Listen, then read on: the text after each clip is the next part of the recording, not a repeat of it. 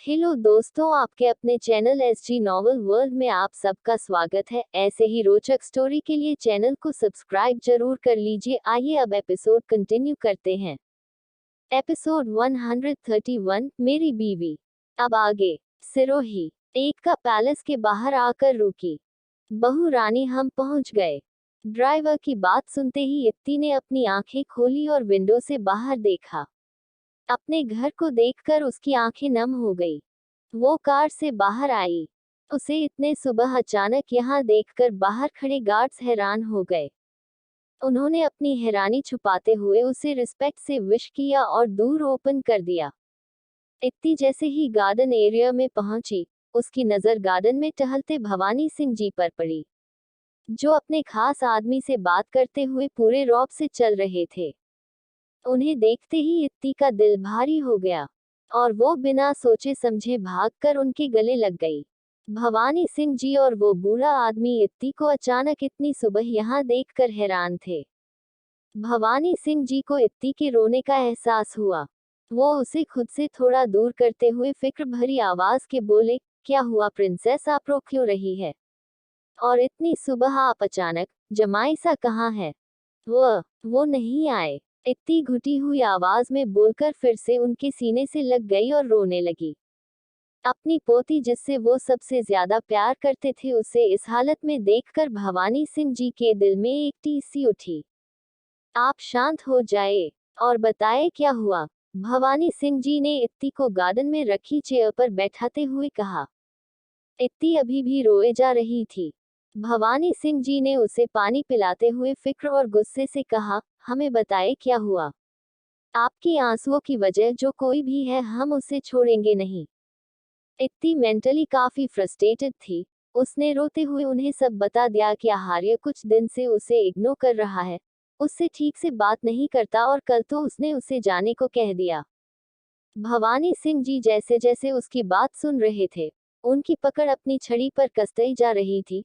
उनका चेहरा गुस्से से लाल हो गया था। जिस पोती की आंखों में उन्होंने कभी एक आंसू नहीं आने दिया, आज वो इतना ज्यादा रो रही थी। हालांकि इत्ती ने उन्हें आधी ही बात बताई थी। अपनी गलती उसने उन्हें नहीं बताई थी। एक तरफ उसे खुद समझ नहीं आ रहा था वो क्या कर रही है और क्यों कर रही है। इस वक्त बस उसे जो सही लगा उसने किया। उसे राजकुमारियों की तरह पाला गया था। आम लड़कियों की तरह अपने फैसले लेना, सही गलत में फर्क करना उसे नहीं आता था। वो हमेशा बिना सोचे समझे, बिना उस काम का नतीजा क्या होगा ये जाने, वो काम कर दिया करती थी। जयपुर। आहार्य ने बालकनी और वॉशरूम में हर जगह चेक किया, लेकिन उसे इत्ती कहीं नहीं मिली। उसे इत्ती पर बेहद गुस्सा आ रहा था। आई होप जो मैं सोच रहा हूँ तुमने वो ना किया, वो आहार्य बेड पर पड़े अपने फोन को उठाते हुए बोला। जैसे ही उसने फोन ऑन किया, तो देखा कि अननोन नंबर से कई सारी मिस्ड कॉल्स थी। अपने गुस्से को काबू करते हुए उसने उसी नंबर पर कॉल बैक किया, तो दूसरी तरफ से किसी की घबराई हुई आवाज आई, राजा सा, मैं कल रात से आपका फोन ट्राई कर रहा हूँ। वो कहाँ है? आहार्य ने ठंडे लहजे में इतना ही कहा। ड्राइवर उसका लहजा सुन अंदर तक सुन्न हो गया और हिम्मत करते हुए बोला, वो बहुरानी को मैंने अभी महल में छोड़ा है। उसकी बात सुनकर आहार्य की पकड़ फोन पर कस गई। उसकी पकड़ बहुत तेज थी। ड्राइवर उसे एक्सप्लेन करते हुए बोला, कल रात बहुरानी ने हमसे जिद की और कहा कि अगर हम उन्हें यहाँ नहीं लेकर आए तो वो अकेले चली जाएंगी। इतना सुनते ही आहार्य ने अपनी आंखें गुस्से से बंद कर ली और कॉल कट कर दिया। सभी फैमिली मेंबर्स डाइनिंग टेबल पर बैठकर ब्रेकफास्ट कर रहे थे। सिर्फ वहां इत्ती और आहार्य मौजूद नहीं थे। दादी सा, आपको पता है मैं 25 साल का होने वाला हूँ, आकाश तेजस्वी जी से मुस्कुराते हुए बोला। हाँ, तो तेजस्वी जी और बाकी सभी कंफ्यूज थे। तो ये कि आपको नहीं लगता कि अब आपको इनकी शादी के बारे में सोचना चाहिए? मोनी ने एप्पल का स्लाइस अपने मुंह में डालते हुए उनकी कंफ्यूज दूर की। अब सब उसे देखने लगे तो वो अपने दोनों कंधे उचकाते हुए बोली, अरे आप सब मुझे क्यों घूर रहे हैं? मैं नहीं, ऐसा तो भाई सा चाहते हैं। सबको अपनी तरफ घूरता पाकर आकाश अपने अरमानों को अपने अंदर दबाते हुए बोला, तो मतलब अब मुझे अपनी रिस्पॉन्सिबिलिटीज का एहसास हो गया है कि मुझे अपनी लाइफ में सीरियस हो जाना चाहिए। अब मैं अपना पूरा टाइम अपने प्रोफेशन को दूंगा, न कि दो चुड़ैलों के साथ अपना वक्त बर्बाद करूंगा। आकाश ने खुन्नस से मोनी और मानसी की देखा। तुम बच्चे भी न? तेजस्वी जी अपना सर हिलाते हुए बोली।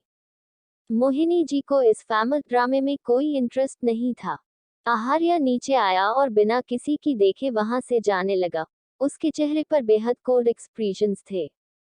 बेटा इत्ती कहाँ है? तेजस्वी जी उसे रोकते हुए बोली। क्योंकि रोज तो दोनों साथ में ही नीचे आते थे। वो अपने घर गई है, आहार्य सीधे लहजे में बोला और वहां से जाने लगा। सभी घर वाले हैरान थे। कल रात को तो इत्ती यही थी, अचानक घर, वो भी ऐसे बिना बताए। ऐसे बिना बताए चली गई। अजीब लड़की है, हमेशा अपनी मर्जी के काम करती है। थोड़ा तो सोचना चाहिए, अब वो किसी की घर की बहू है। मोहिनी जी इत्ती को नीचा दिखाते हुए बोली। उनकी बात सुनकर आहार्य के कदम रुक गए। उसने मोहिनी जी को बेहद गुस्से में देखते हुए कहा, वो इस घर की बहू है, इसका मतलब ये नहीं कि उसे हर काम इस घर के लोगों से पूछकर करना होगा। मेरी बीवी का जो मन चाहेगा वो वही करेगी। आप कोई नहीं होती उसे कुछ बोलने वाली। आहार्य का एक एक लफ्ज उसका इत्ती के लिए उसका पैशन जता रहा था। मोहिनी जी से नजरें हटाकर उसने राणा सिंह को देखते हुए कहा, मैं ही उसे वहां छोड़कर आया हूँ, क्योंकि मुझे कुछ दिन के लिए आउट ऑफ टाउन जाना है। मैं नहीं चाहता मेरी एब्सेंस में कोई भी मेरी वाइफ को बुली करे। आहार्य इत्ती से कितना भी नाराज क्यों न हो, या इत्ती कितनी भी बड़ी गलती क्यों न कर ले, लेकिन आहार्य को कभी बर्दाश्त नहीं था कि कोई भी उसकी जान से प्यारी बीवी पर उंगली उठाए। अपनी बात खत्म कर वो तेज कदमों से वहां से चला गया। एपिसोड 132, मेरी वाइफ रोते हुए और ज्यादा खूबसूरत लगती है। अब आगे। सिरोही। सभी फैमिली मेंबर्स लिविंग हॉल में बैठे था। वहां मानव भी था। उसने गार्डन में इत्ती और भवानी सिंह जी की सारी बातें सुन ली थी। वो यहाँ आया तो अपने डैड के किसी काम से था। उसने सोचा नहीं था आज यहाँ उसे इत्ती मिल जाएगी, वो भी ऐसे। अब हम अपनी राजकुमारी को वहां कभी नहीं भेजेंगे, भवानी सिंह जी अपनी रौबीली आवाज में गुस्से से बोले। उनकी बात सुनकर इत्ती का दिल ही रुक गया और उसने चौंकते हुए उन्हें देखा। मानव जिसकी नजरें सिर्फ इत्ती पर ही थी। इत्ती का ऐसा रिएक्शन देखकर उसकी मुठ्ठियां कस गई। बाबा साहब आप ज्यादा ही जज्बाती हो रहे हैं। उसकी शादी हो गई है, हाल फिलहाल उसे जाना तो वही है। आप एक बार जमाइसा से बात तो कीजिए, मेघा जी उन्हें समझाते हुए बोली। उसकी शादी हो गई इसका मतलब ये नहीं कि हमसे उसका कोई रिश्ता नहीं है। अब जब जमाइसा पूरी इज्जत से हमारी राजकुमारी को यहाँ से लेकर जाएंगे तभी हम उन्हें यहाँ से भेजेंगे, वरना हमें कोई जरूरत नहीं है उनसे रिश्ता रखने की, भवानी सिंह जी कड़े लहजे में बोले। अपना हुक्म सुना वो वहां से चले गए। इत्ती का तो दिमाग ही सुन्न हो गया। उसने ये तो नहीं सोचा था। उसे एहसास हो रहा था कि शायद जज्बात में आकर उसने गलत फैसला ले लिया। वो कैसे भूल गई कि उसके घर वाले उसके लिए कितने ओवर प्रोटेक्टिव हैं, स्पेशली उसके दादा सा। इस बीच शिवाय ने एक लफ्ज नहीं बोला था। वो खामोशी से सबकी बातें सुन रहा था। वो अपनी जगह से खड़ा हुआ और एक नजर इत्ती को देखकर वहां से चला गया। मानव ने जी भरकर इत्ती के मुरझाए हुए चेहरे को देखा और वहां से चला गया। मन ही मन उसने कुछ सोच लिया था। जयपुर। आहार्य अपने कैबिन में था और अपनी वर्किंग मास्टर चेयर पर मूव होते हुए अपने सामने खड़े ऋतिक की बातें सुन रहा था। आज वो ऑफिस काफी लेट आया था।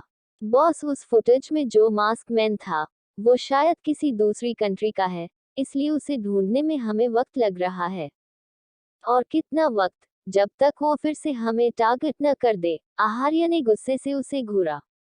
उसका मूड आज बेहद खराब था। वो जल्द ही आपके सामने होगा, ऋतिक ने यकीन से कहा। आहार्य ने कुछ रिएक्ट नहीं किया और अपनी नजरें ग्लास विंडो से झांक रहे आसमान पर टिका ली। क्या आप उन्हें लेने नहीं जाएंगे? ऋतिक ने हिचलाहट से पूछा। कुछ देर तक आहार्य का कोई जवाब न पाकर ऋतिक एक गहरी सांस भरकर कैबिन से बाहर चला गया। आहार्य ने अपना फोन अनलॉक किया और इत्ती और अपनी पिक्स देखने लगा। दोनों की साथ में कई सारी पिक्स थी, कुछ नॉर्मल, कुछ में वो दोनों काफी करीब थे। तभी कोई बिना नॉक किए कैबिन के अंदर घुस गया। तुम्हारी हिम्मत कैसे हुई मेरी बहन को जाने को कहने की? शिवाय आते ही बरस पड़ा। आहार्य ने अपने फोन से बिना नजर हटाए शांति से कहा, क्या वो रो रही थी? शिवाय ने उसे कुछ पल घूरा और फिर उसकी सामने पड़ी चेयर पर बैठते हुए कहा, जब इतने ही दीवाने हुए जा रहे हो तो अब तक उसे लेने क्यों नहीं आए? उसकी नजरें आहार्य की फोन स्क्रीन पर थी। आहार्य ने अपना फोन लॉक किया और अब जाकर उसे देखा, क्योंकि अभी उसकी शिकायतें पूरी नहीं हुई होंगी। सच में तुमसे बेहतर उसे कोई समझ नहीं सकता। शिवाय एक चेहरे पर एक सैटिस्फाइड मुस्कान थी। क्या हुआ था कि तुमने उसे जाने के लिए कह दिया? शिवाय अपनी बहन को अच्छी तरह से जानता था। उसकी बहन अपनी गलती एक्सेप्ट करने की हिम्मत नहीं रखती थी। बचपन में भी जब वो कोई शरारत करती तो वो सारी गलती एक तरफा शिवाय की ही बताती थी। ये मेरी और मेरी वाइफ के बीच का मामला है। आहार्य ने उसे तीखी नजरों से घूरा। साफ था उसका शिवाय को कुछ बताने का कोई इरादा नहीं था। पहले तो शिवाय को उस पर बेहद गुस्सा आया, लेकिन फिर उसने एक चिढ़ाने वाली मुस्कान के साथ कहा, हे तुम्हारी प्यारी सी वाइफ ने जो तुम्हारी बुराइयां बताई है न, दादा साहब उसके लिए एक नया हस्बैंड ढूंढ रहे हैं। आना मत भूलना अपनी वाइफ की शादी में। शट अप, आहार्य ने उसे वार्निंग दी। कुछ देर दोनों खामोश रहे। शिवाय ने इस बार सीरियस एक्सप्रेशंस के साथ कहा, लेकिन तुमने उसे इतनी रात को अकेले जाने को कह दिया। I don't mean that. मैंने एक्सपेक्ट नहीं किया था वो सच में चली जाएगी। इत्ती की इस हरकत से वो बेहद खफा था। वो इत्ती को यही तो समझाना चाहता था।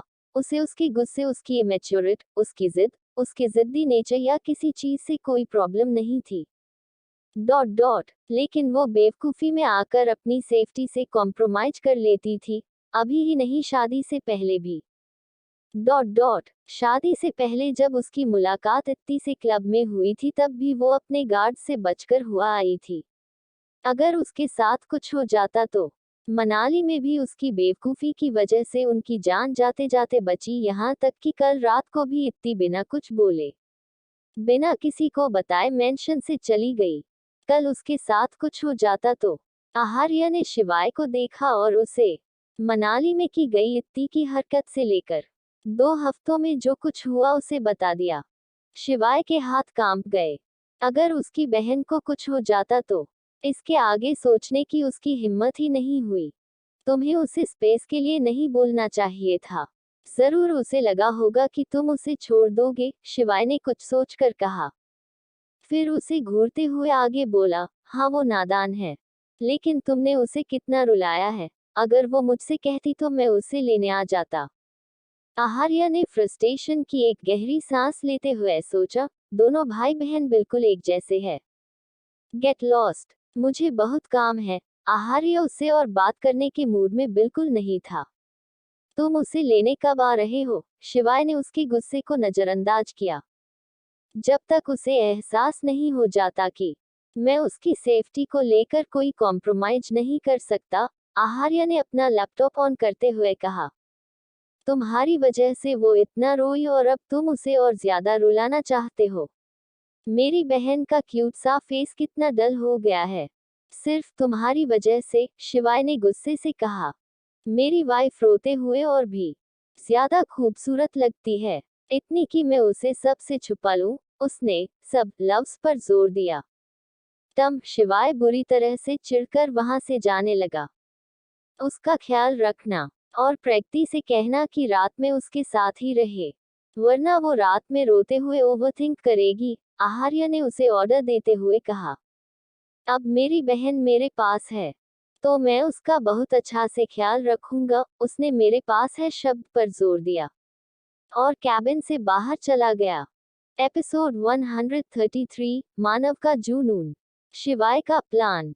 अब आगे। मानव, तू पागल हो गया है। तूने डिसाइड किया था न कि तू अपने कदम पीछे ले लेगा और उसकी लाइफ में कभी इंटरफेयर नहीं करेगा, और अब तू कह रहा है तू उसे अपने प्यार का एहसास कराएगा। रोहित मानव पर बरसते हुए बोला। मानव खामोशी से विंडो के पास खड़ा उसे सुन रहा था। उसने अपनी सिगरेट की आखिरी कश ली और फिर उसे अपने जूतों से मसलते हुए बोला, पागल, मैं पहले था जो अपने प्यार को पाने की कोशिश किए बगैर अपने कदम पीछे ले रहा था।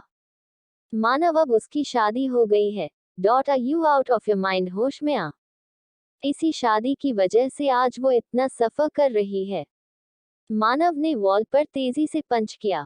मानव, बोलते हुए रोहित ने जल्दी से उसका हाथ थामा। उस पर सूजन थी। वो बिफरते हुए बोला, तूने पहले तो अपने आप को समझा लिया था। समझाया नहीं था, तड़प रहा था मैं बस। और मैं बस उसकी खुशी के लिए ये तड़प बर्दाश्त कर रहा था। अब मुझे पता है वो खुश नहीं है, तो मैं क्यों उस आजमाइश की आग में झुलसूं और अपने प्यार को तड़पता हुआ देखूं। तूने देखा था ना वो मॉल में मिस्टर राजपूत के साथ कितनी खुश थी। उसकी आंखों में उनके लिए प्यार प्यार नहीं था। वो मेरी प्रिंसेस बचपन से बहुत सेंसिटिव है। अगर कोई उससे अच्छे से बात करता है तो वो उसे अच्छा समझने लगती है।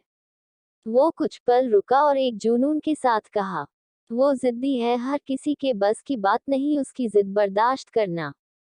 सिंह पैलेस, इत्ती का रूम। अब बस भी करो, अब कितना रोओगी? प्रकृति ने अपनी गोद में सर रखे लेटी इत्ती का सर सहलाते हुए कहा, भाभी, मैंने फिर से ब्लंडर कर दिया।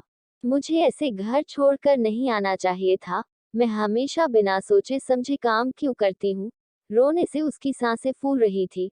उसने प्रकृति के हाथ को कसकर पकड़ा और आगे कहा, मैंने सबको एक तरफा बात बताई, सब उनसे कितना नाराज है, उनकी कितनी इंसल्ट करा दी मैंने।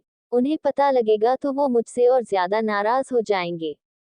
तुम रोना बंद करो। देखो अपनी छोटी सी नंद को रोता देख मेरी आंखों में भी आंसू आ गए। इत्ती ने उसे सारी बातें सच सच बता दी थी। हमेशा की तरह प्रकृति ने उसे जज नहीं किया और प्यार से समझाया। इत्ती ने उसे देखा, सच में उसकी आंखें नम थी। उसकी गोद से उठकर उसने जल्दी से उसके आंसू पोंछते हुए कहा, मैं कितनी बुरी हूं ना, सबको परेशान करती रहती हूँ, देखो मैंने आपको भी रुला दिया। शुश, तुम बहुत अच्छी हो, हाँ बस थोड़ी सी झल्ली हो और तुम फिक्र मत करो। उन्हें बस थोड़ा सा स्पेस दो। ठीक है न? प्रकृति ने उसके आंसू पोंछते हुए कहा, अगर उन्होंने गुस्से में आकर मुझे छोड़ दिया तो? बुद्धू वो तुम नहीं हो जो बिना सोचे समझे कुछ भी फैसला ले ले। और वैसे भी वो तुमसे बहुत प्यार करते हैं। प्रकृति की बात सुनकर इत्ती ने अपनी बैठी हुई आवाज के साथ कहा, उन्होंने कभी ऐसा कहा तो नहीं। तो तुमने कौन सा उनसे इजहार एक मोहब्बत का ऐलान कर दिया? वैसे भी उनके एक्शन से पता चलता है। ये तुमने अपने बालों का कैसा हाल कर लिया? कितने फ्रिजी लग रहे हैं। लाओ मैं ऑयलिंग कर देती हूँ, जितने दिन तुम यहाँ हो मैं रोज तुम्हारे बालों में ऑयलिंग करूंगी जैसे पहले किया करती थी। प्रकृति ने बातों का रुख मोड़ दिया। फिर वो इत्ती के बालों में ऑयलिंग करते हुए उससे इधर उधर की बातें करने लगी, जिससे इत्ती का मन भी थोड़ा शांत हुआ। इधर मानव, इससे पहले रोहित उसे आगे कुछ समझाता, मानव ने पागलपन से उसके कॉलर को पकड़ते हुए गुस्से से कहा, मैंने उससे पहले प्यार किया, मैंने उसे पहले देखा, मैंने उसका इतने सालों तक इंतजार किया, तो क्या मुझे अपने प्यार को पाने का एक मौका नहीं मिलना चाहिए? मैंने मूव ऑन नहीं किया था। मैंने बस अपने जज्बातों को अपने अंदर जब्त किया था, जो आज उसके आंसुओं के साथ फिर से बहने लगे। तुझे पता भी है तू किससे दुश्मनी करने जा रहा है? रोहित ने एक आखिरी कोशिश की। हाँ, जिसे मैं अपना आइडियल मानता था, आज वो मेरा लव राइवल है। मानव फीके तरीके से हंसा और उसने उसका कॉलर ठीक किया। तू उनकी बीवी को उनसे दूर करने के ख्वाब बुन रहा है। वो तुझे इतनी आसानी से छोड़ देंगे? रोहित ने उसे वार्निंग दी। हे लोग अपने प्यार के लिए खून की नदियां बहा देते हैं, मैं अपनी जान दांव पर नहीं लगा सकता। मेरा दिल कहता है वो बहुत जल्द मेरी होगी। मानव ने उससे मुंह फेर लिया। रोहित ने एक गहरी सांस ली और कमरे से बाहर चला गया। मानव की आंखों के सामने इत्ती का रोता हुआ चेहरा था। मन कर रहा था तुम्हारा सर सहलाते हुए कहूं, मैं तुम्हारी हर प्रॉब्लम को सॉल्व कर दूंगा, जैसे बचपन में करता था। बचपन के बारे में सोचकर वो दिलकशी से मुस्कुरा दिया। 5 दिन ऐसे ही बीत गए और इन 5 दिनों में इत्ती और आहार्य की कोई बात नहीं हुई थी। इत्ती ने प्रकृति की बात मानते हुए आहार्य को थोड़ा स्पेस दिया, ये सोचकर कि जब वो उसे लेने आएगा तो वो उससे सभी चीजों के लिए माफी मांग लेगी। मानव उससे रोज मिलने आता था, उनके बीच काफी हद तक पहली जैसी बॉन्डिंग हो गई थी। आहार्य मोस्टली टाइम अपने ऑफिस में ही बिताता था। इन दिनों उसके नए नए दुश्मन सामने आ रहे थे, लेकिन इत्ती का ख्याल उसके जहन से कभी नहीं निकलता था। वो कोई चेन स्मोकर नहीं था, लेकिन इन दिनों उसने कुछ ज्यादा ही स्मोक करना शुरू किया था। इसकी दो वजह थी, इत्ती और दूसरी जो उसकी जिंदगी तहस नहस कर देने वाली थी। 5 दिन बाद, शाम का वक्त, आहार्य अपने काम में पूरी तरह से डूबा हुआ था। उसकी आंखें सुर्ख थी। कैबिन में पसरी बेजार शांति उसके फोन में आए नोटिफिकेशन की आवाज ने तोड़ी। उसने जैसे ही वो मैसेज देखा उसकी लाल आंखें गुस्से से और ज्यादा जल उठी। उसने बेचैनी और गुस्से और बेकरारी से किसी को फोन किया, लेकिन सामने वाले के कॉल न रिसीव करने पर उसका गुस्सा भड़क उठा और उसने अपना फोन दीवार पर दे मारा। वो ब्रांडेड फोन कितने टुकड़ों के टूटा ये गिनना मुश्किल था। सिरोही शिवाय ने अपने सामने देखा, जहां गार्डन में मानव, प्रकृति, इत्ती एक दूसरे से बात कर रहे थे। मानव और इत्ती प्रकृति की किसी बात पर हंस रहे थे। फिर उसने अपने फोन में अपनी क्लिक की गई फोटो को देखा, जो उसने अभी अभी आहार्य को व्हाट्सएप की थी, जिसमें सिर्फ इत्ती और मानव थे। और दोनों एक दूसरे की देखकर मुस्कुरा रहे थे, हालांकि ये सिर्फ पल भर के लिए था। इसका कैप्शन ही काफी है मेरे जीजासा को उकसाने के लिए। उसने कैप्शन को दोबारा पढ़ा, दोनों साथ में कितने अच्छे लग रहे हैं, न मेड फॉर ईच अदर, शिवाय। ये कितनी बचकानी हरकत है, प्रकृति ने उसके हाथों से फोन छीनते हुए कहा। तुम कब आई? शिवाय ने उस जगह पर देखा जहां कुछ पल पहले तीनों बैठकर एक दूसरे से बात कर रहे थे। ये सब क्या है? और कितना चाइल्डिश है। प्रकृति ने उसे इग्नोर किया। मेरी जान, तुम तैयारी करो, आखिर इस घर के इकलौते दामाद जो आने वाले हैं, बोलकर शिवाय ने उसके होठों पर हल्की सी एक किस की और अपना फोन लेकर वहां से चला गया। प्रकृति को शिवाय पर बेहद गुस्सा आया। Episode 134, obsessed husband Aaharya. अब आगे, इत्ती अपने रूम में आई और बैठकर अपने फोन को अनलॉक किया। फोन पर शो हो रहे नोटिफिकेशन को देखकर उसका दिल कुछ पल रुक ही गया। वो इतनी खुश थी कि उसके हाथ शिविर कर रहे थे। उसके चेहरे की इस रौनक का कारण उसके फोन में आई आहार्य की कॉल नोटिफिकेशन थी। इत्ती ने कांपते हाथों के साथ कॉल बैक किया और उसका दिल उदासी में डूब गया। आहार्य का फोन स्विच ऑफ था, उसकी आंखों में आंसू आ गए। उसने दोबारा कॉल ट्राई की, लेकिन नतीजा वही था, उसे बहुत तेज रोना आ रहा था।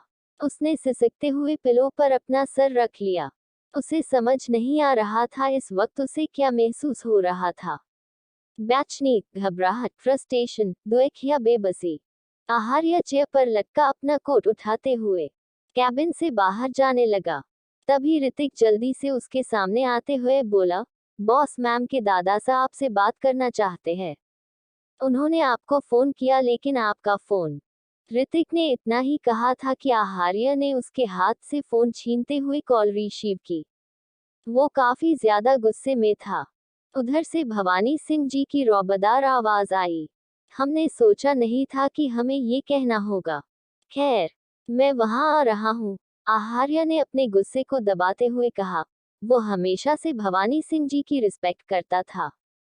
आपकी शादी के लिए यही बेहतर होगा, भवानी सिंह जी ने तंज कसा। आहार्य सिरोही जाने के लिए निकल गया। अगर भवानी सिंह जी का कॉल न भी आया होता, तब भी आज वो वहां जाता। शिवाय की लगाए आग ने उसकी जलन को अच्छे से भड़काया था। शाम का वक्त, इत्ती कर मूड कुछ ठीक नहीं था। उसका दिल भी घबरा रहा था। प्रकृति भी उसी के साथ ही थी। ये तुम दोनों पूरा दिन रूम में घुसकर क्या बातें करती रहती हो? दोनों की बातें हैं या शैतान की आते जो खत्म ही नहीं हो रही? मेघा जी रूम में आते ही बरसते हुए बोली। ओहो मासा, अब क्या इस घर में बंदा सुकून से बात भी नहीं कर सकता? प्रकृति ने मुंह बनाया। ये आज तुम इसका डायलॉग क्यों कॉपी कर रही हो? खैर वो सब छोड़ो, जल्दी से नीचे आओ दा। औक औक, हमें पता है। कौन आया है, आप जाओ। प्रकृति ने हड़बड़ाहट में उनकी बात काटी। ये आज तुम्हें किया हुआ। खैर जल्दी आओ, बोलकर मेघा जी जल्दबाजी में वहां से चली गई। शायद वो काफी बिजी थी। कौन आया है, जो मासा इतनी एक्साइटेड और हड़बड़ी ने है? इत्ती ने उतरे हुए चेहरे के साथ पूछा। अरे दादा सा के कोई स्पेशल गेस्ट है, जल्दी चलो। प्रकृति उसे उसी बिखरी हुई और मेसी हालत में लेकर जाने लगी।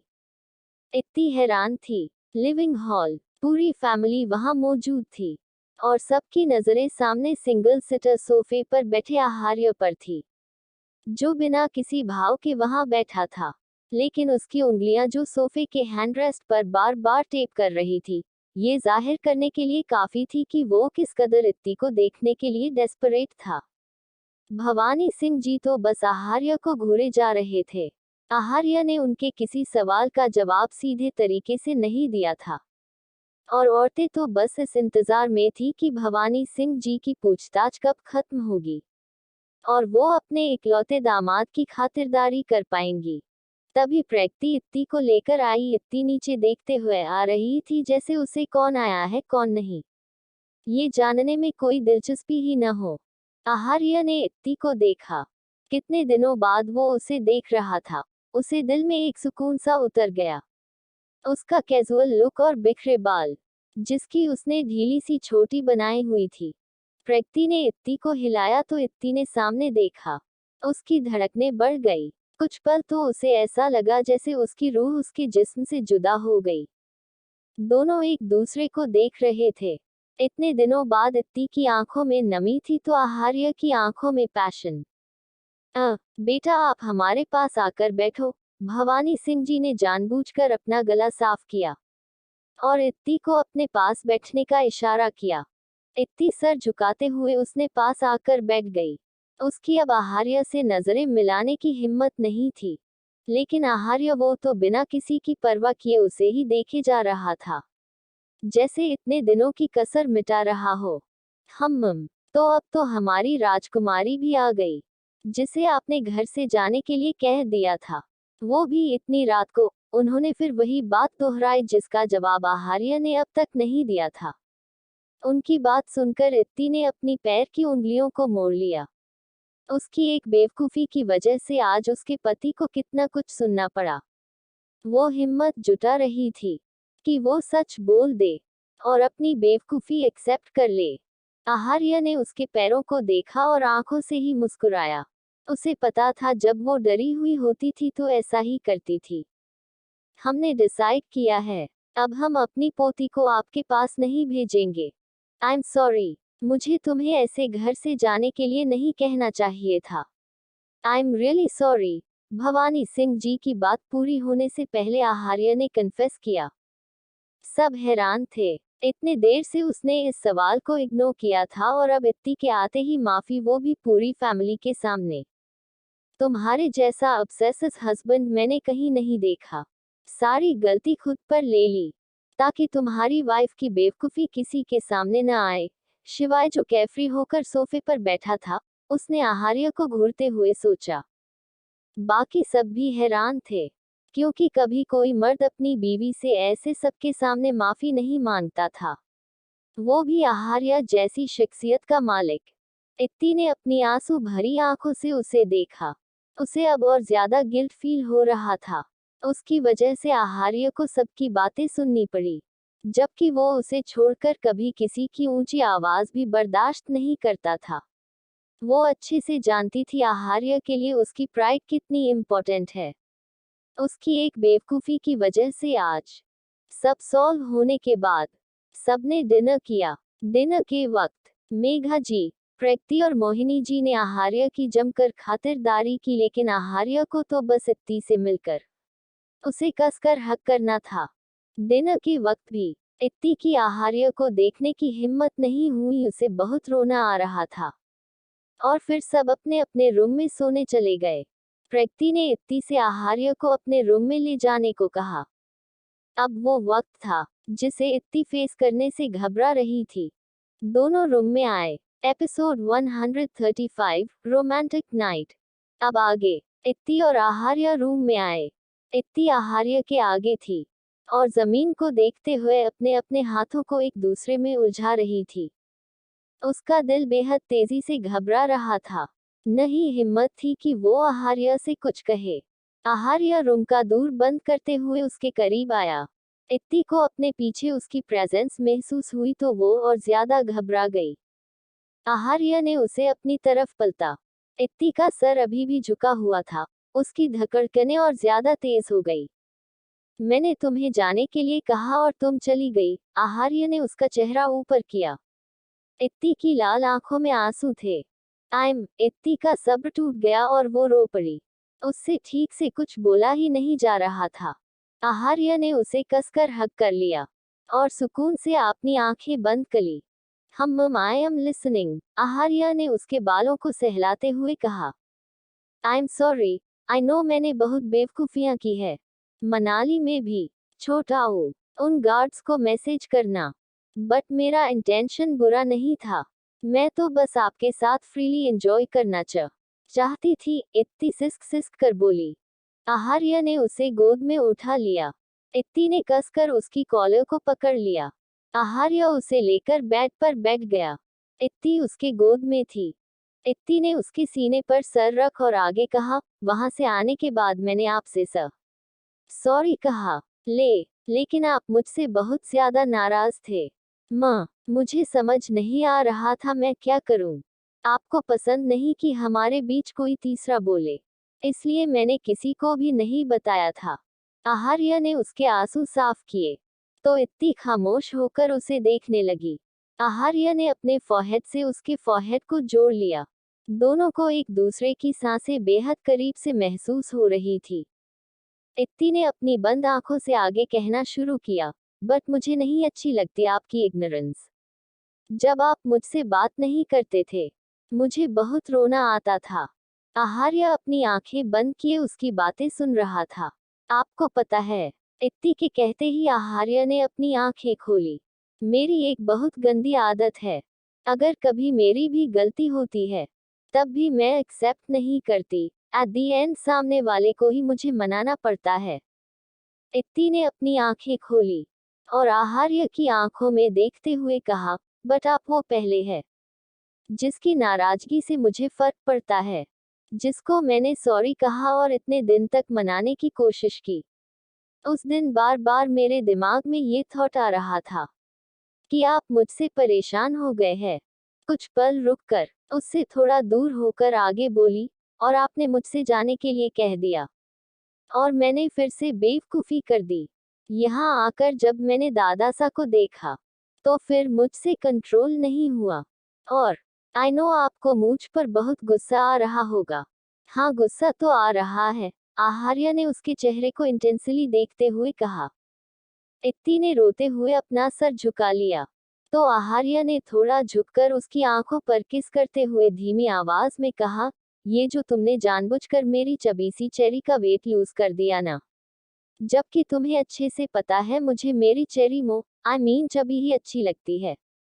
न चाहते हुए भी इत्ती के चेहरे पर स्माइल आ गई। वो सच में काफी पतली और कमजोर हो गई थी। आई एम सॉरी, मेरी वजह से आपको इंसल्टिंग फील हुआ होगा ना।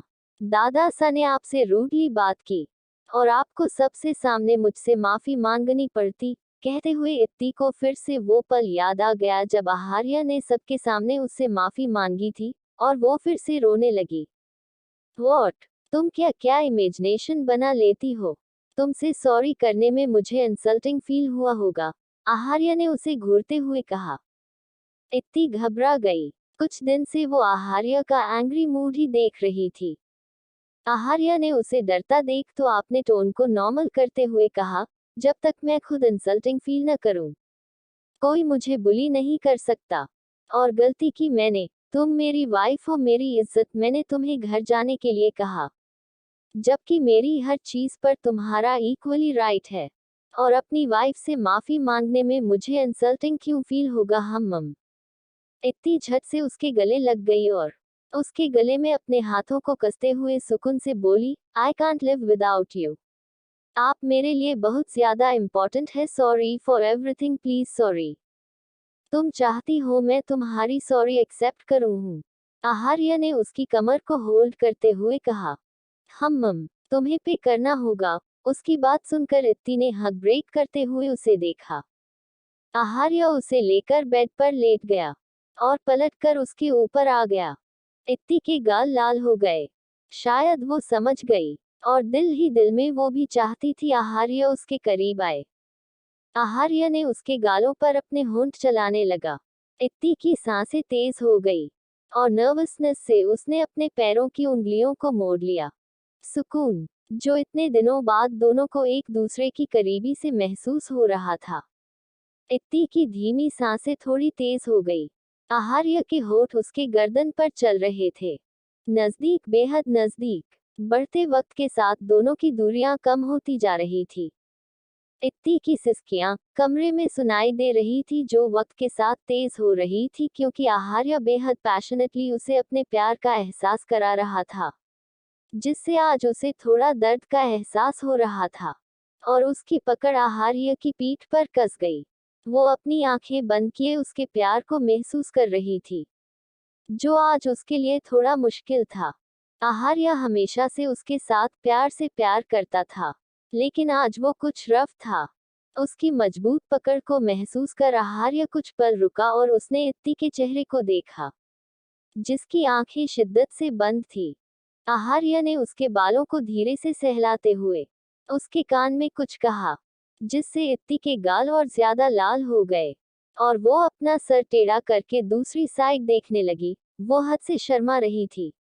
आहार्य ने उसकी एक्सपोज्ड नेक पर किस करते हुए उसकी उंगलियों को अपनी उंगलियों में उलझा लिया और एक बार फिर उसे अपनी शिद्दत का एहसास कराने लगा।